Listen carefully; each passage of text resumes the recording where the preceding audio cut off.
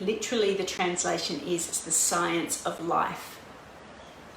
And it's known as the sister science of yoga. Hi Louise, nice to see you here. So Ayurveda being translation as the science of life, and the sister science of yoga. So it very much goes hand in hand with our yoga practice, and it's the oldest system for health and living that is on record, and it is from India, like yoga. And it has a very, very consciousness and holistic approach to health. It acknowledges, as does our yoga practice, that we are a body, we are a mind, and something else, something deeper. Okay, no worries, Louise.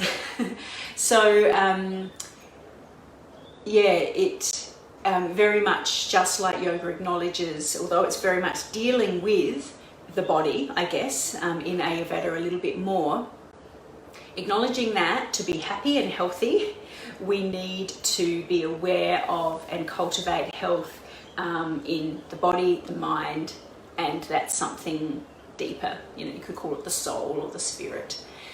So, and I just want to, you know, as I'm introducing this topic, just, really want to encourage you to, if at this point in your life, this phase in your life, this is just too much to ask of yourself, because I completely understand that. It's been a really challenging year.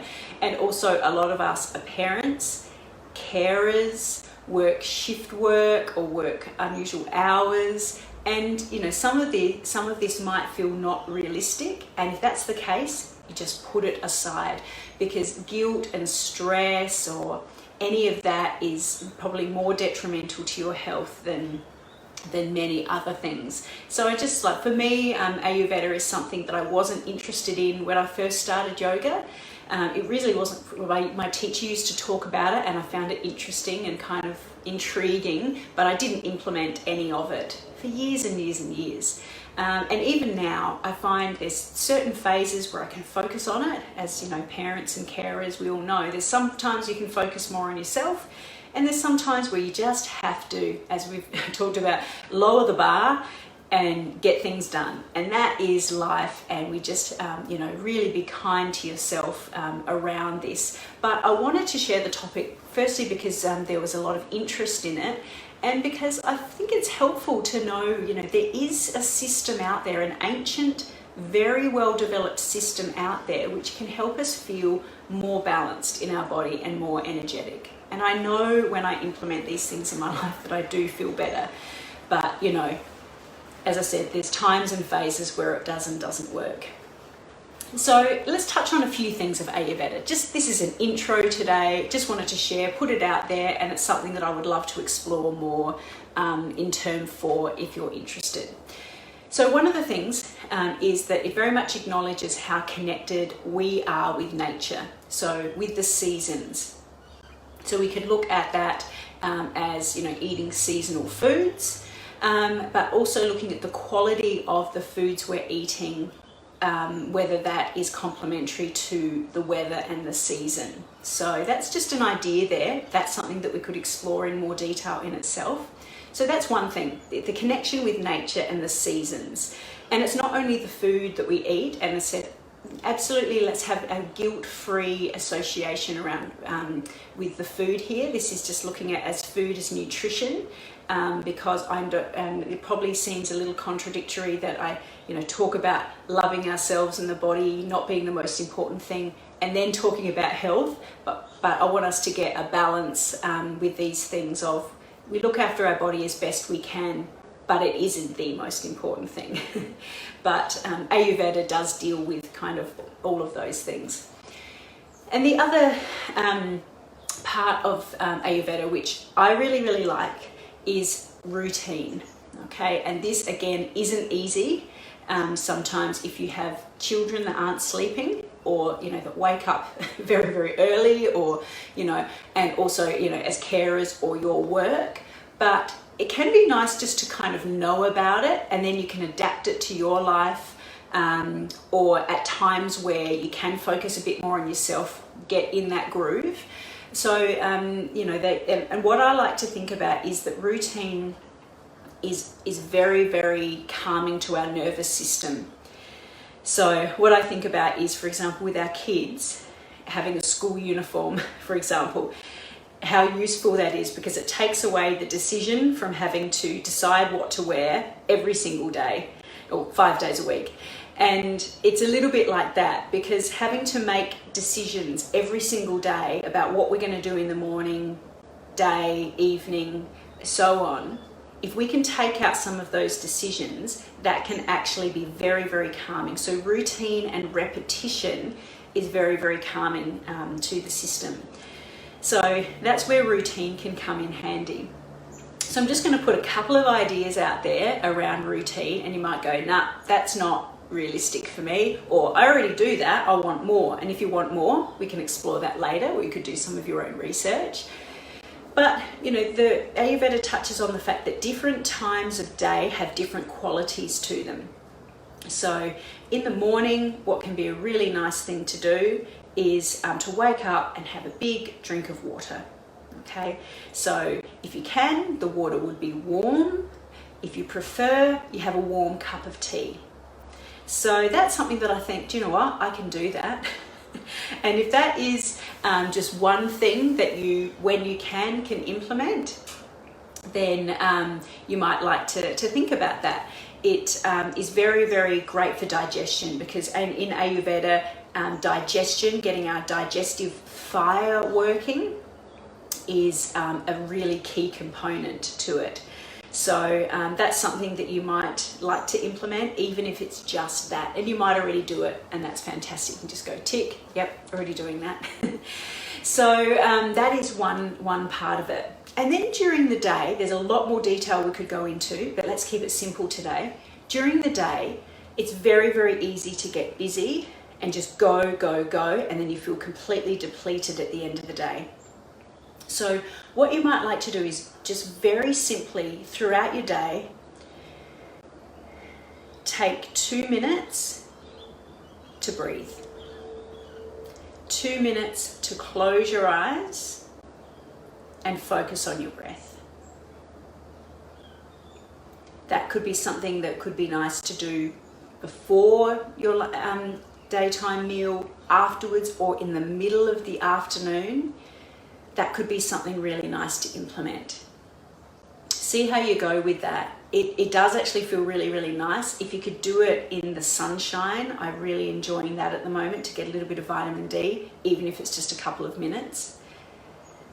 And then in the evening, again, there's much more complex rituals, but in the evening, something that can be very, very useful for, again, preparing the nervous system for sleep is to think about sort of from after dinner, or some of us have activities in the evening too, or our families do.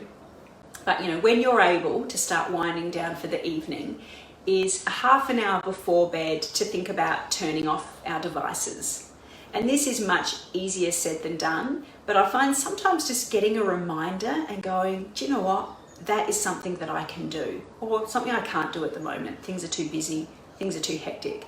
But turning off devices at about half an hour before bed.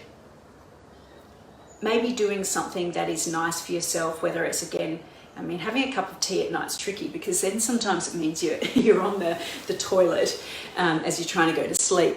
But, you know, doing something that's winding down. I've shared about foot massage before, and that is a lovely thing to do, a little bit of self-massage in the evening. But ideally, there's different opinions on this, and this will depend on your lifestyle, but ideally getting to bed about 10. What I try to do at the moment, something I'm trying to work on, is stopping what I'm doing at 10. And then doing, you know, a little bit of an evening ritual to get you towards bedtime. If you're able to do some meditation, a little bit of stretching, self-massage before bed, that would be great. Whatever you need and whatever is realistic.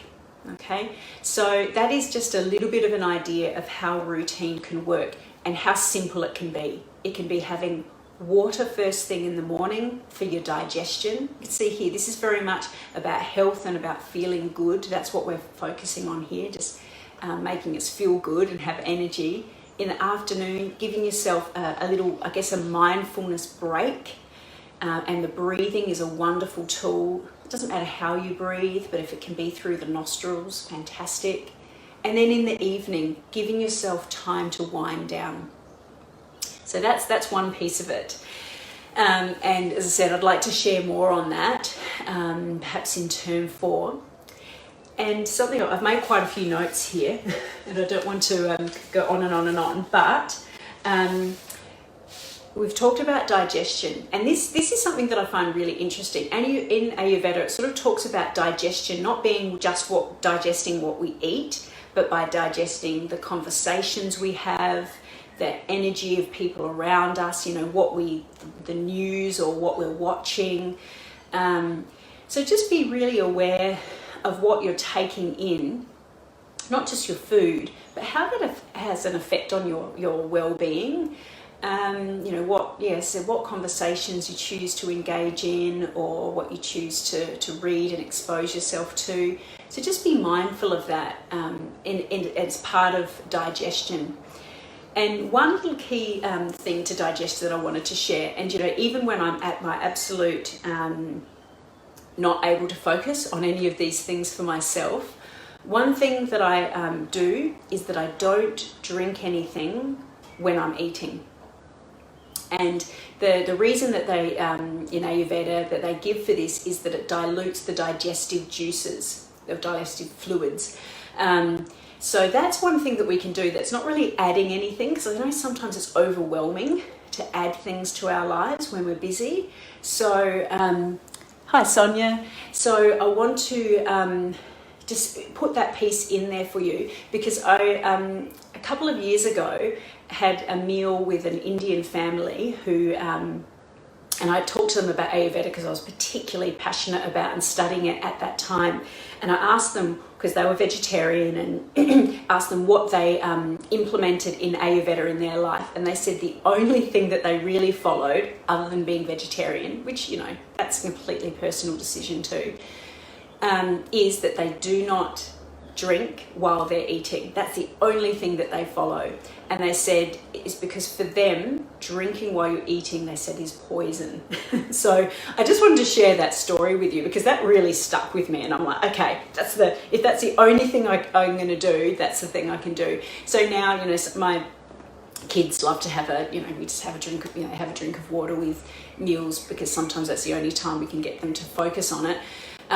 But, you know, for myself, that's the one time I try to not, you know, about the half an hour before a meal, during, and about half an hour afterwards, not to drink anything, to allow the digestive juices to do their work and not dilute them.